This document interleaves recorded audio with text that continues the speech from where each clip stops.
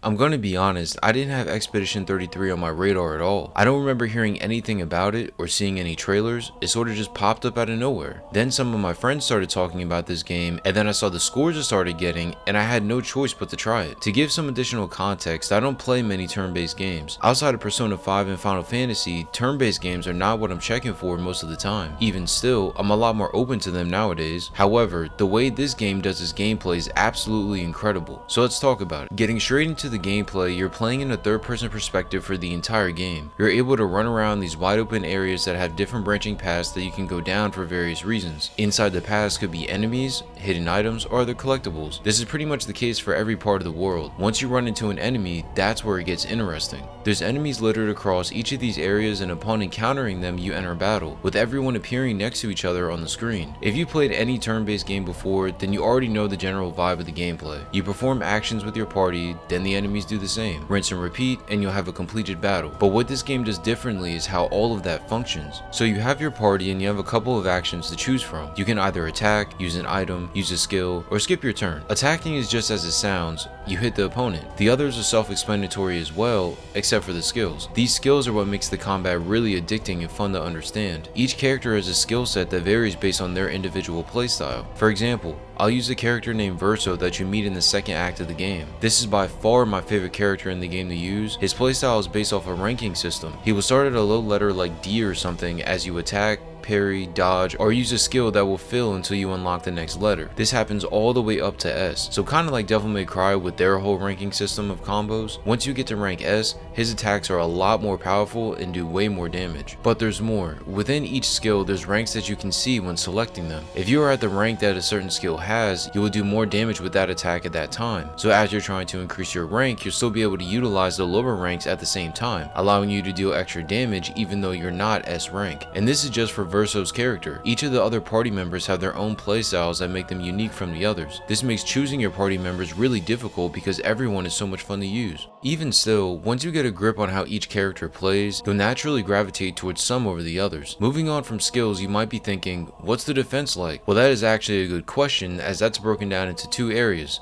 dodging and parrying. When an enemy attacks, you only have those two methods at your disposal to react to them. Personally, I really struggled with the parrying at first. It took me hours before I really got a good grasp at it. Honestly, that is my main negative with the game, is in regards to the parrying. It's hard to get used to, and then on top of that, the enemies have different patterns, so you're constantly trying to memorize attack moves for a battle, then have to erase that to memorize more for a different battle. That was a little annoying, but I'm not going to act like that problem isn't a skill issue, because it is. But that's just how I feel about it. However, actually performing the parries is extremely satisfying because it feels like you're actually hitting them and not just a soft punch. The dodging is the safer bet when it comes to the combat. It's easier to time and predict the dodging versus the parrying, and you still earn AP from performing the movement correctly. AP is what you earn from dodging, parrying, or attacking that builds up and allows you to use certain skills, so gaining it from dodging is appreciated. Now, all of this that I said may seem like the combat is easy, but it does get kinda tricky. The enemies' attacks are so varied and different that you have to constantly be on your toes at all times. These enemies will perform melee attacks followed by elemental attacks that have these absurd delays in between that can throw you off completely. As soon as you think you know when to dodge, the attack pattern changes ever so slightly and you end up getting bodied. This creates a constant challenge and makes the battle intense. Unless you're playing on easy, then you'll breeze through everything. What cannot be understated is the importance of the pictos. These pictos can literally make or break the fights. Pictos are skills that increase different stats and aspects of your character that make a huge difference. For example, there's an OP Pictos that allows your character to play twice in a row for every single turn. Now you can see how good that is,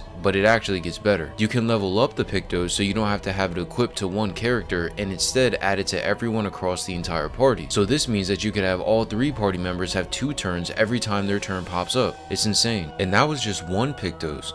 Understanding which Pictos do what and how they benefit certain characters can help you overcome the tougher enemies in the game. Some of these enemies have multiple phases or deal heavy damage, so being able to even the odds with these Pictos helps in the long run. Now, I mentioned that you could level up the Pictos, but what I haven't mentioned is that you can also level up the characters and their weapons. In regards to the characters, this functions just like any other RPG. You fight battles, you earn XP, and then you level up. When choosing where to disperse your upgrade points, you can choose between health, defense, speed, and others. Again, similar to other aspects of this game, what you choose to prioritize is completely up to the player. If you want to allocate all your points to attack, you can do that. Just know that when you get hit, you're going to get close to death almost instantly. All of this is normal RPG stuff, but it's done well in this game, and I like the ability to reset your stats if you're not satisfied with your current distribution. In regards to the weapons, they work similar to the character stats, but instead of them earning XP and you distributing the points to different characters of the weapon, you would have to find or buy certain materials to boost their level. Certain weapons would need different materials to level them higher after reaching a certain number, letting you know that not all these upgrade materials are made equal. I thought this was an easy way of upgrading the weapons, and I appreciated how we didn't have to grind for the materials like some other games. Moving on from the combat, the world itself was beautiful. I played on PC, so the graphics were extra crispy, but as you moved from area to area, everything just popped off the screen. All the locations were unique and separate from the others, making each little pocket within the continent feel like its own thing. Then once you leave, you're traveling around the continent with the help of your friend Eskia. Using Eskia to either fly or swim everywhere is a fun way of traversal, as the map opens up a lot as you get deeper into the game. Going along with the areas is the music. The music that plays is beautiful. It doesn't matter what's going on or who you're fighting, the OST for this game just hits. There were so many times I found myself sitting there like, this music is so great, and what makes the music so good is that every track aligns exactly with the feeling the story is trying to convey at that moment. Whether something sad is going on or everyone is happy, the music perfectly reflects that. This music is so good, I would put it up there with some of the greatest franchises in regards to its OST. It's up there with the likes of Nier, Final Fantasy, Kingdom Hearts, and others. The story for Expedition 33 is so much better than I thought it was gonna be. Going into this, I had no idea what it was gonna be about. I thought we were just a group of people that were gonna try to save the world or something. You know, the typical video game plot. But what we got was a unique story about a group of people trying to save their home from constantly getting gomaged. To put it really simply, the people of this town are getting Thanos snapped into oblivion, and it's up to us to put a stop to it. However, this whole situation has so many layers to it. I won't reveal anything important, but it's worth mentioning that who gets killed is based off of age, and groups of expeditioners have been trying to do this for decades and have failed every time. That is where the story starts, but there is so much more that happens as you get deeper within each act. Similar to other great story games, this game does a good job in making you think you know what's going on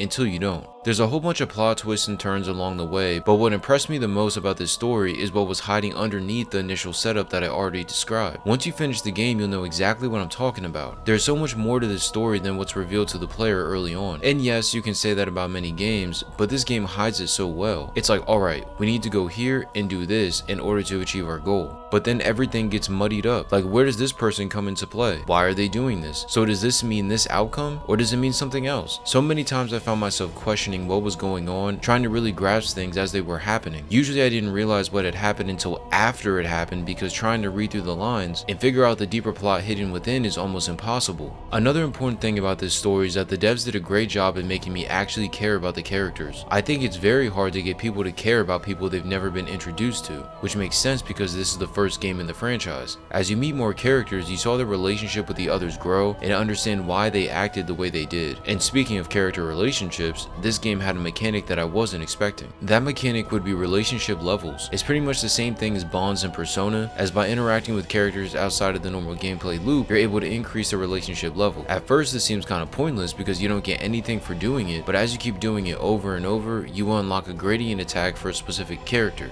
The story for Expedition 33 is beautifully crafted and may have you second guessing what's really going on. Everything just comes together so nicely, and it's intriguing right from the start. If you're skeptical about the story coming in, don't be, because it's amazing. Overall, Expedition 33 is a Game of the Year contender. I have almost no flaws with this game. I tried sifting my brain for something I really didn't like about this game, and I couldn't think of anything. Everything from the gameplay, story, music, and more is just incredible. This game felt original and unique, even if you could identify inspirations from other franchises within it. It's rare nowadays for a game to feel like an experience, but this game actually made me feel something, which is hard to do. For those reasons, I'm gonna give this game a 10. I love this game from start to finish, and I hope that we get a sequel to this or a spin-off or something. For turn-based games, this is about as good as it gets. As I mentioned before, I didn't have this on my radar at all for 2025 games, and this took me by surprise. The icing on the cake to all of this is that it's on Game Pass, so if you have an Xbox or PC, you can play this for less than 20 bucks. There's pretty much no reason to not play this game, so if you haven't, drop a like on my video and go play this immediately. What did you think about Clair Obscur Expedition 33? Did you like it, or do you think this game is a bit overhyped overhyped? Let me know in the comment section below, and if you enjoyed this video, feel free to watch one of my other reviews right here.